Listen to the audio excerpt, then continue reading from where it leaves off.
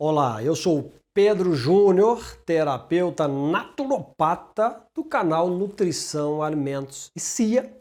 Estou aqui com vocês para mais um vídeo, falando hoje sobre o sal rosa do Himalaia, o famoso Pink Salt. Existem muitas controvérsias sobre o sal rosa do Himalaia aí fora. Estava eu conversando com meu amigo terapeuta naturopata João Dapper e nós ficamos aqui mais ou menos umas 2 horas conversando sobre esse assunto, tá? Para mim, dos terapeutas que eu conheço, o terapeuta João Dapper é um dos melhores. É um dos melhores que eu conheço, de vários que eu conheço em todo o Brasil, tá? E a gente passa, às vezes, horas e horas conversando, um indicando para o outro matéria para estudar, tanto ele indica para mim, quando eu indico para ele. Aí no final a gente junta tudo aquilo ali, todo aquele conhecimento que a gente conseguiu absorver das matérias que a gente lê, dos vídeos, das entrevistas, essa coisa toda, e a gente vai colocar, digamos que, os pingos nos is, né? Para a gente ver qual que é a possibilidade de a gente chegar em um acordo, em um consenso.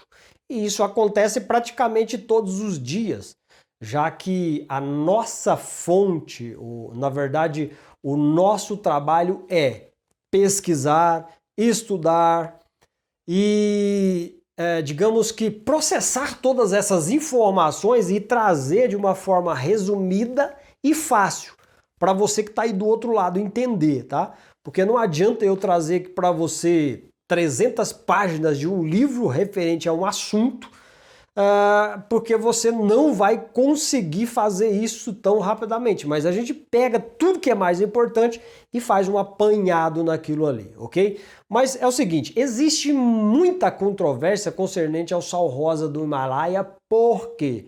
Porque a maioria do pessoal está dizendo aí que, devido à queda no preço do sal rosa do Himalaia, esse sal agora, ele na verdade ele é falsificado.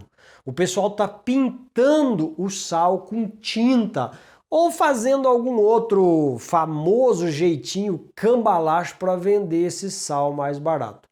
Mas aí eu te pergunto, e a lei da oferta e da procura? Você conhece a lei da oferta e da procura?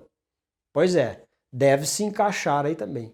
Quanto mais gente para comprar, a tendência é o preço cair. Quanto menos produto no mercado e menos pessoas comprando, o produto sobe mais. Geralmente é assim, tá? Mas isso não é via de regra, mas geralmente é assim. Agora, pense comigo, o sal rosa, ele tem a sua coloração específica, meio arroseado, meio avermelhado, dependendo aí de vários fatores, ok? Agora, eu te pergunto para você, se você pegar um sal grosso para churrasco, você pega o sal grosso para churrasco, bota ele dentro de uma vasilha, tá? De uma bacia, sei lá, aí tu vai comprar tinta. Aí tu compra tinta e joga em cima do sal grosso para churrasco. Aí você pode comprar uma tinta meio arroseada, tipo a minha camisa. Você pode comprar uma tinta meio avermelhada, porque tem algumas partes do sal rosa que é bem avermelhada. E você tenta falsificar esse sal. Primeiro, que se você colocar a tinta líquida lá, provavelmente o sal ele vai derreter. Ou seja, ele vai se misturar com a parte aquosa da tinta e vai dar uma derretida. É um ponto para se pensar, imagina daí. Aí você tem vários tipos de tinta. Você tem tinta para tecido, você tem tinta para parede, você tem tinta a óleo que é para pintar ferro, essa coisa toda aí de metal, e você tem alguns outros tipos de tinta. Será que realmente esse sal que a gente compra ele teria essa aparência bem bonitinha, bem bacaninha se alguém tivesse metido tinta nesse sal? Não sei. Pode ser que sim, pode ser que não. Teria que fazer testes para ver. Mas eu acho que não. É a minha opinião. Outra coisa interessante é você levar esse sal lá num laboratório específico, tá? Você vai botar esse sal na água. Esse sal ele vai formar aquela solução, porque ele vai derreter, que eu esqueci o nome da palavra certa para derreter, diluir, né? Ele vai diluir ali e vai ficar uma mistura por causa da água. Aí você pega essa água e faz a análise para ver se tem moléculas referentes à tinta ali dentro, substâncias de tinta ali dentro. Esse seria o processo mais tranquilo de fazer. Porque na verdade, pessoal, existe muita informação boa na internet e nos noticiários, mas existe, é claro, os fake news. Os fake news, na verdade, eles são mais adaptáveis pelo nosso cérebro do que as notícias verdadeiras. A gente tem essa tendência de pender mais para o lado errado do que para o lado certo. Pois é, fica essas duas possibilidades. Uma outra coisa para se pensar é que o sal é rosa porque ele tem uma boa quantidade de ferro. E se você não sabe, o ferro ele dá uma cor meio que avermelhada às substâncias. Sim, lembra aí do seu sangue? Que cor que é o seu sangue? Seu sangue não é vermelho? Ele é vermelho por causa de quê?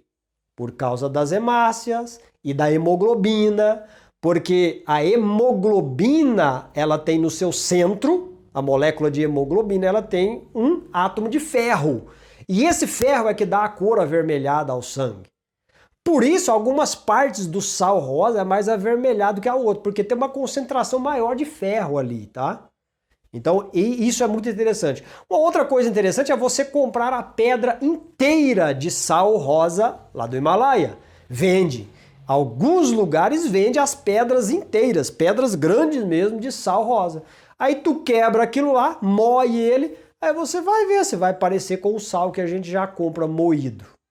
Então é muita especulação a respeito do sal, tá? E a maioria é fake news. Um outro detalhe concernente ao sal rosa é se realmente compensa você usar o sal rosa ao invés do sal de cozinha, que é o cloreto de sódio. Bom, o cloreto de sódio, na verdade, só tem sódio e íons cloreto. Tá? Você não tem mais nada, porque a indústria ela retira aquilo ali. E tem o iodo que o pessoal coloca lá também. Tá? Ou seja, ele passa por muitos processos químicos para chegar a ser o sal de cozinha que a gente conhece e fica apenas íons cloreto e, na verdade, o sódio. O sal rosa do Himalaia, eu peguei algumas referências, inclusive de um nutricionista, e ele está expondo lá. Não adianta você comer sal rosa, porque você não vai comer 1 quilo de sal rosa para obter os elementos necessários para o seu corpo. É claro que não. Ninguém vai comer 1 quilo de sal. Na verdade, você come pouco mais do que 5, no máximo 10 gramas de sal por dia. Agora, em compensação, olha só, no sal rosa do Himalaia, você tem 100 vezes mais quantidade de magnésio do que no sal de cozinha. Na verdade, o sal de cozinha tem praticamente zero, porque foi tirado todos os minerais dali, tá? Os minerais que aparecem mais no sal rosa do Himalaia é o magnésio, o potássio e o cálcio. São os que mais aparecem no sal rosa do Himalaia devido à quantidade que a gente usa por todos os dias, tá? Mas esse balanço interessante do sal rosa e o sal branco de mesa, na diferença entre magnésio do sal branco para o sal rosa, é muito interessante. É 100 vezes mais a quantidade de magnésio no sal rosa do que no sal branco.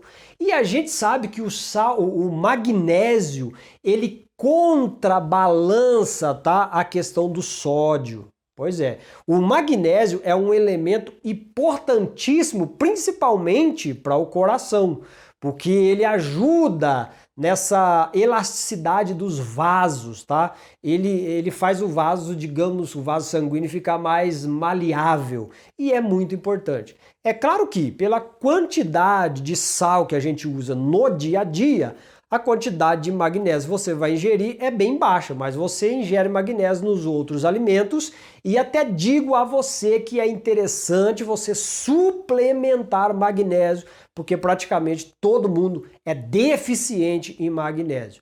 Mas o sal rosa é sim melhor do que o sal branco de mesa. Primeiro, que ele não passou por processos químicos na fábrica para ficar do jeito que fica o sal de cozinha.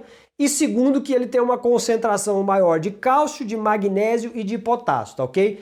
Que é interessante. Ele é mais salgado no preço do que o sal branco? É, ele é mais caro. Mas mesmo assim, compensa você usar. Agora, a questão aí de ser falso ou não, você pode buscar os seus critérios, tá? Eu acho muito complicado a pessoa falsificar o sal rosa usando tinta.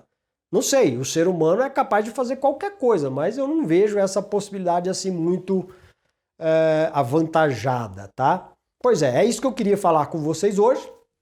Muito obrigado por estar aqui assistindo ao vídeo. E todos esses conhecimentos você pode adquirir fazendo um curso de naturopatia. Principalmente os cursos, os conhecimentos relacionados a minerais, a vitaminas, a enzimas, a macronutrientes, tá? Você vai aprender fazendo o curso. Aprender a lidar com suplementação, com plantas medicinais, com a geoterapia, trabalhar, por exemplo, com argila. Tudo isso você aprende, tudo isso você obtém esse conhecimento fazendo a faculdade de naturopatia, que nós temos na modalidade, ok, de curso livre, extensão universitária, pós-graduação e doutorado. Você pode fazer em qualquer uma dessas modalidades que se adequar ao seu nível escolar. E no final do curso você vai estar lá para abrir a sua própria clínica.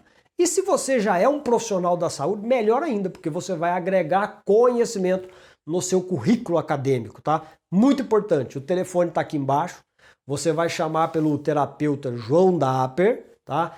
Que está pronto para te atender e passar as informações necessárias para você. Escola Indústria da Saúde vai redirecionar você para a faculdade de naturopatia com professores capacitados para ensinar para você conhecimentos muito importantes para a sua vida. Não se esqueça, o melhor a se fazer nos dias atuais é aprender a cuidar da sua própria saúde, tá? Prevenir doenças futuras usando métodos naturais. Com certeza essa é a melhor opção. E ainda melhor, você vai poder aplicar isso na vida de pacientes, se esse for o seu caso. Se você quiser abrir a sua própria clínica para você atender os seus próprios pacientes.